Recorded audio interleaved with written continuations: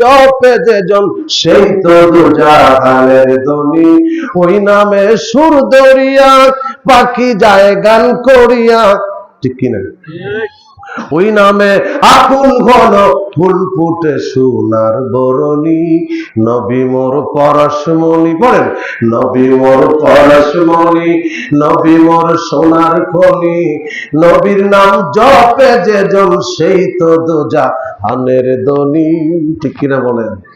আমার ভাইয়েরা, এরপরে তিনি আবার আরেকটা লিখলেন, তোরা দেখে যা আমেনা মায়ের কোলে, তোরা দেখে যা আমেনা মায়ের কোলে, যেন উষার কোলে রাঙ্গা রবি দুলে। তোরা দেখে যা আমেনা মায়ের কোলে, ঠিক কিনা বলে? আবার ভাইয়েরা, একটার পর একটা যদি নজরুলের কবিতাগুলি পড়া হয়, হৃদয় শীতল হয়ে যায়, হৃদয় ঠান্ডা হয়ে যায়। কথা বলেন ঠিক কিনা? আমার ভাইয়েরা, এই একটার পরে একটা কত সুন্দর করে কবি নজরুল, জীবনে একটাই ছিল ভুল, দাড়ি ছিল না, লম্বা লম্বা চুল ছিল, হৃদয়ে নবীর প্রেম ছিল, কলমের মধ্যে আল্লাহর মহাব্বতের, আল্লাহর ইশকের তাজাল্লির ভালোবাসা হৃদয়ের মধ্যে থাকার কারণে আজকে জাতীয় কবি হইয়া ইউনিভার্সিটির পাশে ঘুমাইয়া গেছে।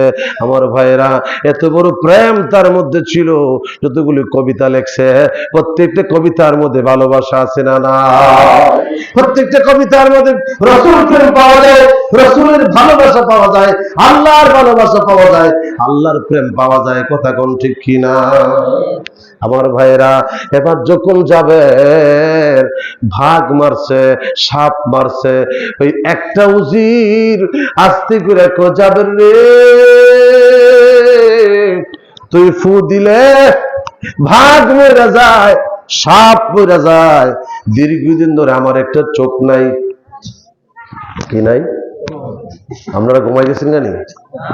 হ্যাঁ, আরেকটু চলবে, আরেকটু চলবে। ডাক দিছে, ডাক দিছে, হুজির কয়, তুই অনেক জানোস রে, তুই ছোট্ট পোলা অনেক জানোস, তুই ফু দিলে সাপ মরে যায়, তুই ফু দিলে বাঘ মরে যায়, তাহলে একটা কাজ করস না। হুজির কয়, আমার একটা চোখ নাই, আমার চোখটা ভালো করে দিবি? সুবহানাল্লাহ কন্যা। জাবের কয়, শোনো, মন্ত্র আমি শিখি নাই, মন্ত্রে কাজ হয় ঘোড়ার ডিম। কিসের ডিম? ঘোড়ার ডিম। জাবের কয়, তাহলে কৃষি কাজ হয়? এ হুজির, কাজ হয় আমার আল্লাহর তাওহীদের কালেমা। জাবের শোনো, যদি তাওহীদের কালেমায় কাজ হয়, হুজির, হুজুর রে, আমি তোর চোখ ভালো করতে পারবো না। হুজুর কয়ে, যাবে তোর হাতে ধরে পায়ে পড়ে তাওহীদের কালেমা দিয়ে আমার চোখটা ভালো করে দে। যাবের ছোট্ট মানুষ ডাক দিছে, হে হুজুর, ভালো করতে পারি, শর্ত আছে। শর্ত হচ্ছে, যখন আমি তোর চোখটা ভালো করে দিব, আমার হাতে কালেমা পড়ে তুই মুসলমান হইয়া যাবি। হুজুর বলেন না সুবহানাল্লাহ? তুই কালেমা পড়বি, লা ইলাহা ইল্লাল্লাহ ঈসা রূহুল্লাহ। জোরে বলেন সুবহানাল্লাহ। আমার নবীর উপর ঈমান আনবি। আমার ভাইয়েরা, ওই উজির চিন্তা করে, আরে কালেমা পড়ি আর না পড়ি, চোখটা ভালো করস না। সুবহানাল্লাহ। এবার ছোট্ট মানুষ ডাক দিছে, উজির, আগামীকাল সকালবেলা আমি যখন সূর্য ওঠার আগে ঘুম থেকে উঠব, আমি আল্লাহর তাসবিহগুলি আদায় করব, এই প্রভাতে তুমি আমার কাছে আসবে, আমি তোর চোখটা ভালো করে দিব। যেই মাত্র বলছে, উজিরের তো রাতে আর ঘুম নাই, চোখ ভালো। আমার ভাইয়েরা, আস্তে করে যাইয়া প্রভাতে ওই জাবেরের বাসার পাশে জাবেরের ঘুম কি ভাঙছে, জাবের তো রহমতের সময় উঠছে, আমার আল্লাহর তাসবিহগুলি আদায় করছে, সুবে সাদেক সুবে কাজেব সবগুলি উদিত হয়ে সূর্য উঠে ওঠে। ওই সময় উজির সামনে দাঁড়াইছে, যাবে ডাক দিছে, আল্লাহ আল্লাহ গো, হে বলছে তোমার কথা মানবে, তোমার দিন মানবে, আমি ফু দিলাম, চোখটা ভালো করে দিও। যাবের ফু আছে, কানা চোখটা সাথে সাথে ভালো হয়ে যা। ভালো করছে কে? যেই মাত্র চোখটা ভালো হয়ে গেছে, যাবের তুই তো মারাত্মক, ফু দিলে চোখ ভালো হয়ে যায়। যাবের কই এত কথা কইস না, হাতটা বাড়া, আমার আল্লাহর তাওহীদের কালেমাটা পড়। যাবের কই আর কাজ, উজির কই আর বুঝি তুই তোর খবর পাস না? হ্যাঁ, আমি বুঝি তাওহীদের কালেমা পড়ব, আমি দেবদেবী ছাড়া কিছু মানি না। চিল্লায় বলেন নাউজুবিল্লাহ। উঁচু নিচু নাই ভেদাভেদ, সব সমান ভুল প্রভেদ, একই আদম হাওয়া হতে পয়দা। ঠিক কিনা? এ স্মরণ রাখি এখন মধুর বাণী নিয়ে এলো মরুর পাখি। এ যাবের, আমি তাওহীদের কালেমা পড়বো না, আমি কালেমা পড়বো না রে যাবের। শোনো, চোখ পাইছি ভালো কথা, আমি তাওহীদের ফাউন্ডেশনে প্রবেশ করব না। জাবেরের সাথে বেঈমানি করলেন, বাদশার বাড়িতে চলে গেলেন। বাদশাহ তাকায় দেখে, আরে এনা এক বেদারি ছিল, একটা ছিল না আরেকটা ছিল। ডাক দিছে, আয় আয় আয় দাঁড়াও। উজির তো দাঁড়াইছে, সত্য করে ক, চোখ পাইলে কই? উজির কয় বাদশাহ আসলে সত্য বলবো? হ্যাঁ সত্য বলো। সুবহানাল্লাহ কন্যা। এবার দেখেন ইসলামের বিজয় কিভাবে আসে। আস্তে কইরা উজির কয় বাদশারি চোখ পাইছি, চোখ দিছে আল্লাহ। কে দিছে? আরো যেরকম কে দিছে? আমার আল্লাহ দিতে পারে কি পারে না? আল্লাহ পাক দিয়ে দিছে। একটু জোরে বলেন সুবহানাল্লাহ। এক ব্যক্তি মদ খাইছে, বোতল ভর্তি করে মদ নিয়ে রওনা দিছে। রাস্তার মধ্যে হযরতে ওমর, আরেকজন জিজ্ঞাসা, ওই মিয়া কি খাইছো? মদ। কি খাইছে? কথা কোন, কি খাইছে?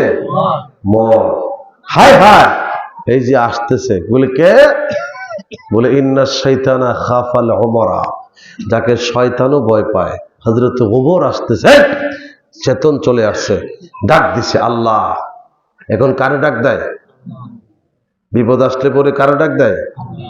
আল্লাহরে ডাক দেয়। আল্লাহ গো, ও আল্লাহ, কথা দিলাম গো আল্লাহ, যদি আমার উমরের হাত থেকে বাঁচাতে পারো, আমি আর জীবনে কোনোদিন মদের বোতল হাতে নিব না। এই চিন্তা করে ডাক দিছে। আচ্ছা বলেন তো আমার ভাইরা, আমার আল্লাহ কি শোনে? কথা কোনা, সবাই বলেন, একসাথে বলেন, আল্লাহ শুনে। আল্লাহ পাক এবার মাত্র 30 গজ জায়গা বাকি, 30 গজ 60 হাত। এই 60 হাত জায়গা খলিফাতুল মুসলিমিন আমিরুল মুমিনিন হযরত ওমর রাঙ্গা তরবারি ঝকঝক ঝকঝক করতেছে। 30 গজ বাকি। ডাক দিছে, আল্লাহ যদি আমারে বাঁচাইতে পারো, আর খাবো না, আর খাবো না। আমার আল্লাহ বাঁচাইতে পারে কি পারে না? আল্লাহ অন্তরের খবর জানে। 30 গজ জায়গা বাকি রে হারার ভাইরা, আমার আল্লাহ কত দয়াবান। বোতলের ভিতরে মদ, 30 গজ জায়গা আসার আগে মদের ভিতরে দুধ হইয়া যা। হযরত ওমর কো দেখি, এদিকে আয়, কি ব্যাপার, খাইছত নাকি? কয় না স্যার খাই নাই। ভালো করে ক। হযরত ওমর ডালছে, কি রে দেখি। দেখা যায় লেবেল লাগানো আছে মদ, শরাব। তিনি চিন্তা করতেছে, আচ্ছা তোরে একদম প্র্যাকটিক্যাল দড়ি, মুখটা খুলছে, হাতে ডালছে, দেখে আসলেই দুধ। আরো বড় করে বলেন আমার ভাইয়েরা, আসলেই দুধ ছেড়ে দিয়েছে। এবার ওই লোকটা ছিল বেদিন, ওই লোকটা ছিল ইহুদি, ওই লোকটা ছিল কাফের।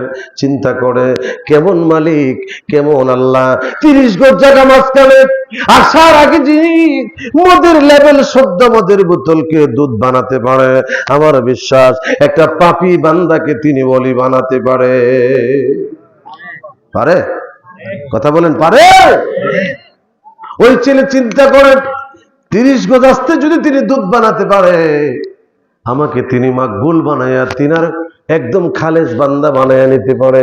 একটা দৌড় দিছে রে, পাহাড়ের মধ্যে যাইয়া সাজদার মধ্যে মাথাটা লুটাইয়া তিনি যায় বাসায়, জানে ওই বাসায় ডাক দিছে, মালিক রে 30 গজ জায়গা আসার আগে যিনি দুধের বোতল মদের বোতলটাকে দুধ বানাতে পারে, আমার বিশ্বাস একটা পাপী বান্দাকে তিনি ওলি বানাতে পারে।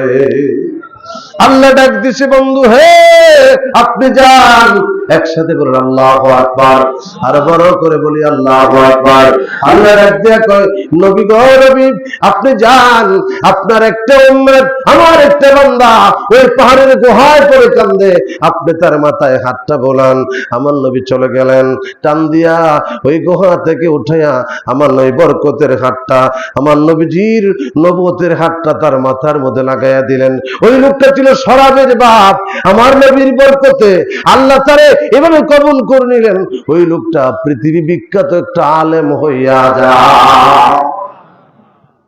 আবি আব্দুল্লাহ ইবনে সালাম, যার কিতাব পড়ে আমরা মুফতি হইছি, যার কিতাব পড়ে আমরা আলেম হইছি। এটা আলিয়া মাদ্রাসায় পড়ানো হয়, কওমি মাদ্রাসায় পড়ানো হয়। এটা এমন একটা কিতাব যে কিতাব না পড়লে ইফতা করা যায় না, আর ইফতা না করলে মুফতি হওয়া যায় না। এটা ফিকহের কিতাব, শরার কিতাব। সুবহানাল্লাহ পড়েন। লোকটা ছিল মতকুর, কিন্তু আল্লাহ তার এভাবে কবুল করলেন, আমার নবীকে পাঠায়া তার সম্মানী করে দিলেন। জোরে বলেন সুবহানাল্লাহ। দামি হয়ে গেলেন।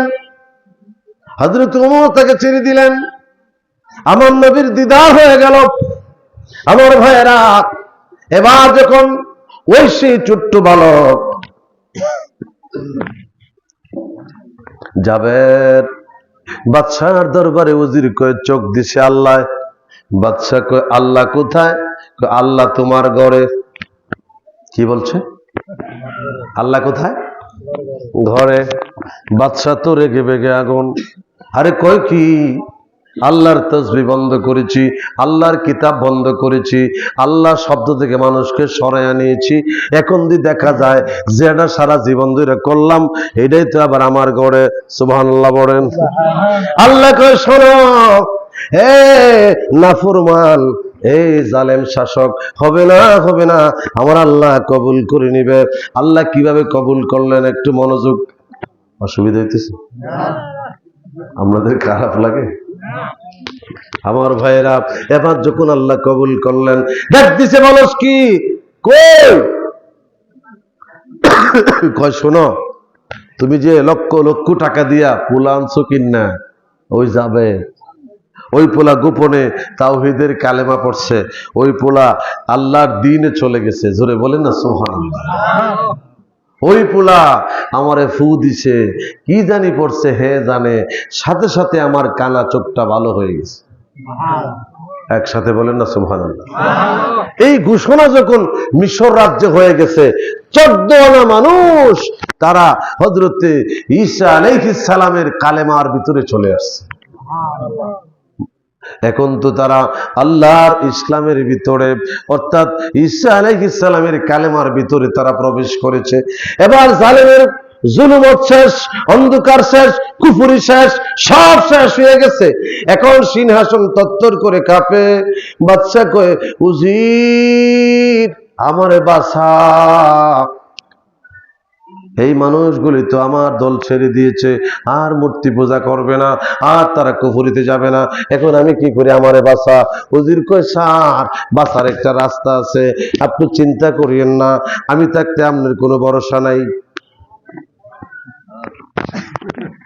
এবার ডাক দিছে ওদের কস কি তাড়াতাড়ি বাসা। এবার বাঁচানোর জন্য আল্লাহর কোরআন কি বলে আমার ভাইয়ের একটু গভীর মনোযোগ। আমার আল্লাহ সুন্দর করে বলে, মক্করবাজি আমার সাথে করে লাভ নাই। আমি আল্লাহ যখন আমি ইসলামের বাণী যখন পৌঁছায় দেয়, আকাশ বাতাস মুখরিত হয়ে যায়, লক্ষ লক্ষ মানুষ একসাথে কালেমা পড়ে তারা মুসলমান হয়ে যায়। গরিব নওয়াজ তিনি ভারতের জমিনে আসলেন।